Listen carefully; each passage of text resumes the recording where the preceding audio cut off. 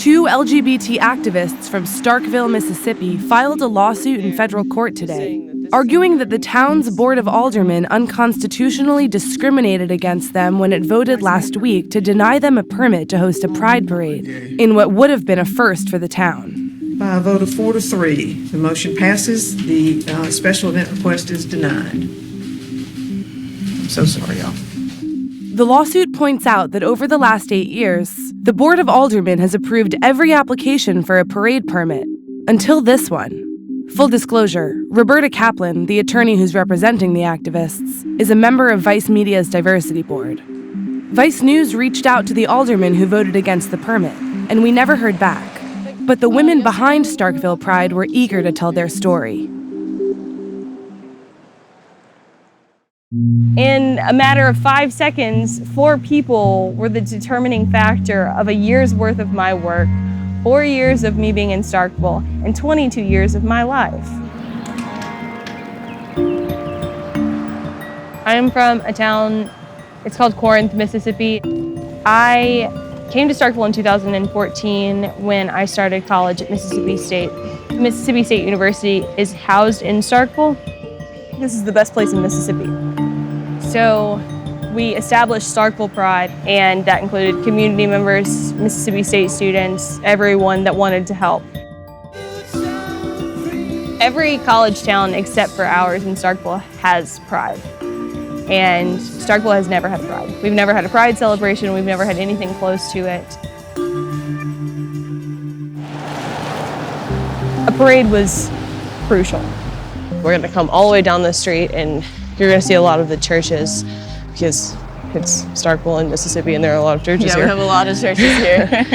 Yeah, and the Methodist Church is at the very end, so when they have the Christmas parade. And the Christmas parade route is the exact same route that we're using for this parade. Yeah, because they get that parade approved every single year, and so we figured if we use that route, that was a pretty safe route because they do it every year. Yeah.